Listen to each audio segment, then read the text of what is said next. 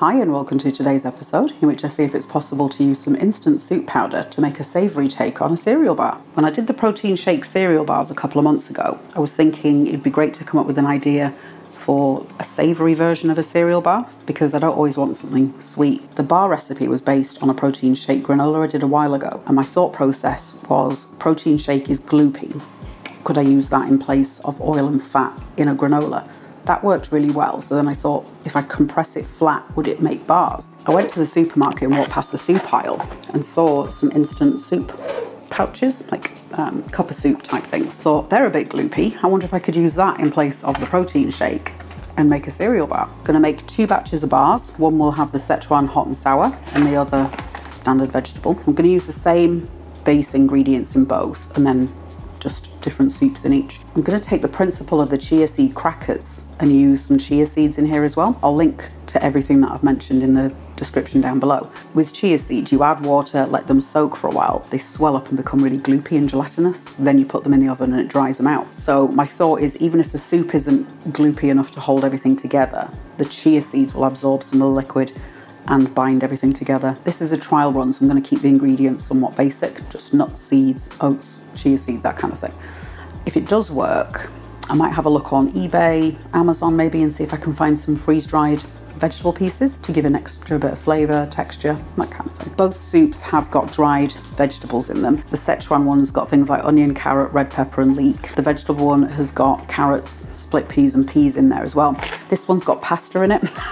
Which isn't super ideal, but that's what they had. I had the problem of needing a vegan one. Both of these didn't have milk products or animal products of any kind in there. I'll make both batches kind of in tandem, but I'll just focus you in on one of the bowls. I've got a bag of walnut pieces. Just go through roughly chopped.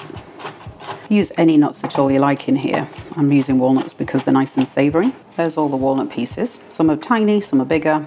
You know, nice bit of texture. Works out about half a cup of walnut pieces per batch. Then I need 250 grams of oats, 2 2/3 of a cup. I'm going to do 100 grams of chia seeds. I've just changed it. I'm going to do 75 grams in each, which is about half a cup. Just in case I forget to say it, I'm preheating the oven at 160. I'm going to boil the kettle for the soup. That's the seed mix I'm going to use. It's got pumpkin, sunflower, flax and sesame. I'm going to do 4 tablespoons, I think. I'm also going to use some black seeds. In Indian supermarkets, you'll see them as black seeds. Standard high street type supermarket, you'll see them as Nigella seeds. I'll do a tablespoon of these. You may also see them as onion seed.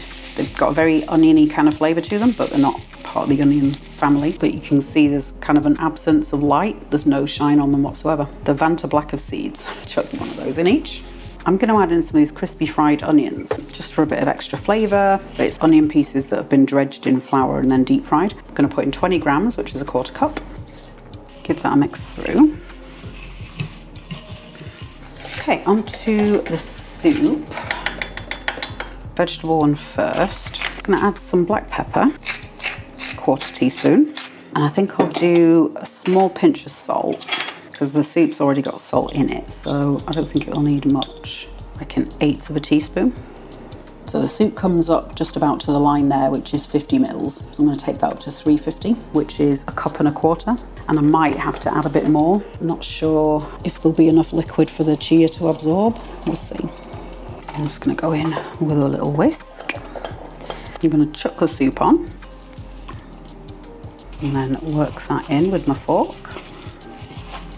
And I'll switch to a spatula, kind of smushing it, just to make sure everything is nicely combined. And it seems to be holding quite well. I think as long as I pack it into the tin nice and tightly, that'll be all right. I'm going to leave that in the bowl for a minute while I assemble the other one, and then I'll make a judgment as to whether I need to add any more liquid. All right, so that's looking pretty good. So let's have a quick look at the first one again.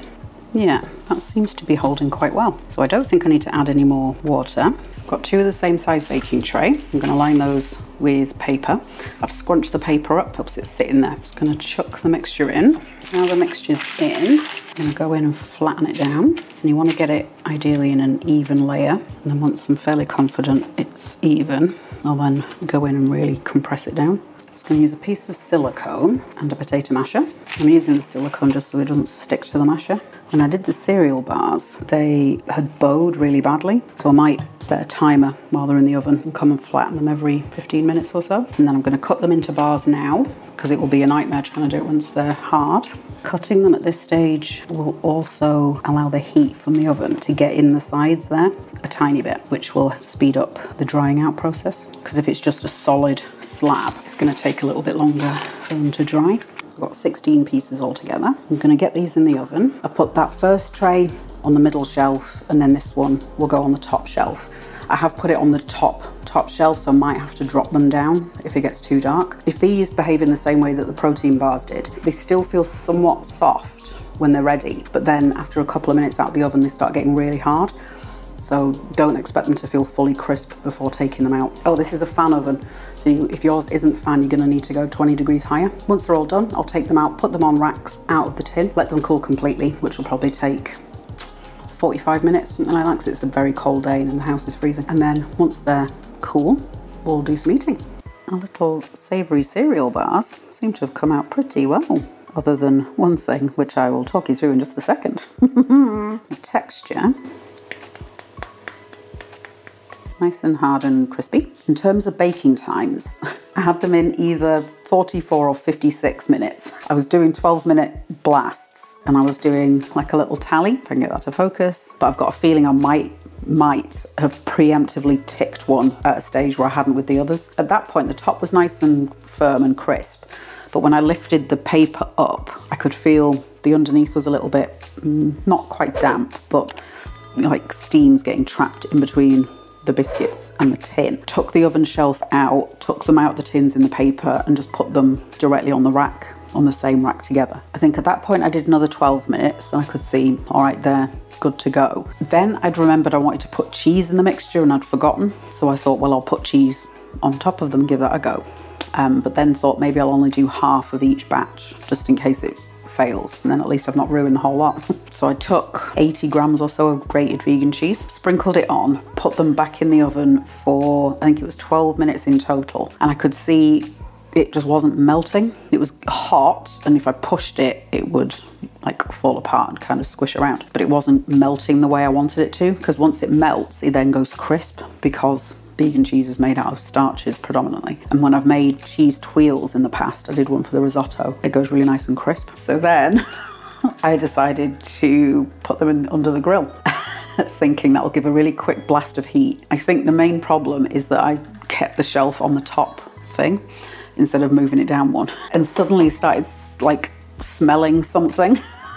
Opened the oven door and just a big plume of smoke came out, and the baking paper had caught on the bars. And a couple of the edges are a bit singed. So you can see here, it's gone very dark. I've caught it just on that point where it's not, so it's not quite charred. So I think it won't affect the flavour too much. If I try them and it's too dark, I'll just use a knife to scrape it back. I think if I'd have gone on the lower shelf, it probably would have been all right, but this is how you learn. But what I would do is put cheese in the main mixture. It's interesting, these ones haven't bowed as much as the protein shake ones. I did press them down a little bit, but I didn't really need to. I'm not really sure why that is, or why the protein bar ones did warp the way they did. Anywho.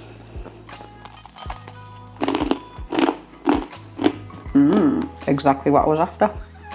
A bit salty, crunchy. You know, like when I'm doing an edit, or even when I'm at my job on the phone. Something I can crunch down on for a couple of minutes in between calls. Try the other one. I think the second batch, I think this is the second batch, didn't go as crisp, so I might have to put them back in the oven, put them in the microwave even. If you've ever tried like defrosting frozen bread in the microwave, you'll see bits of it go really like rock hard. So you can kind of force that and dry things out in the microwave, no more than 3 in a go, and just do it 30-second blasts, maybe a minute. The one downside is the seeds might pop. I don't know, I've never done it. If I do, I'll update the pinned comment.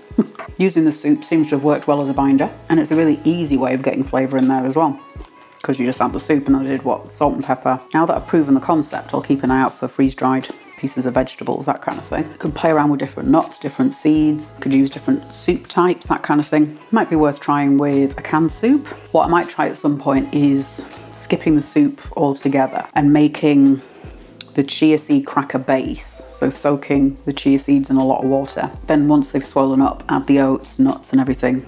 Exactly how I did the chia seed crackers, but with added oats really, because I think that will help kind of lock everything together, bind it all together. I've still got some of the leftover liquid from the Twiglet pasta chips, the one where I made like the Marmite type coating to go on pasta chip, make homemade Twiglets. I've still got that in the freezer. I might even put some of that on a few pieces, chuck it in the air fryer, because I think that'd add a nice bit of flavour on the outside. All kinds of different things to play around and experiment with.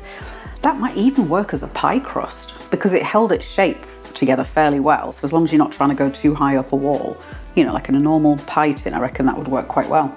So put your base in, flatten it off, and then pack it around the sides really tight. Put that in the oven. You want to fill it with something that's not going to then need another baking necessarily. So perhaps make some sort of savoury cheese, cream cheese based mousse. I reckon that will also work in a trail mix type situation. You could either do it by taking your bars and breaking those down into little nuggets, or do it more like a granola. At the point where I was putting it in the pan, it was in sort of larger chunks, so you could break those down and put them in the oven and then just keep stirring it like I did in the 2 granola videos that I've done. I'll link to those in the description. You could chuck in some nuts, dried fruit, whatever else hikers put in trail mix. But you know, it's a nice kind of salty little thing, and it's got, I want to say, complex carbs from the oats. Lots of great stuff that's going to give you long-lasting energy rather than chucking a load of sweets down your neck that are just going to give short bursts of high energy but then a big crash. I talked about this idea when I did a post recently on Patreon, so it's really nice to know that I can say, hey, it worked. If you want to get access to some behind the scenes content, what I've got planned for coming videos and aspects of life that I don't share on camera, I'll leave the link to my Patreon down in the description for you. It's a nice little way of getting some community, supporting what creators do. If you're also a fan of combining surprising ingredients and coming out with something delicious and crunchy, like this video and subscribe to the channel. Tap the bell icon if you want to get an alert as soon as I publish a new one. While you're waiting for the next one, have a look at this.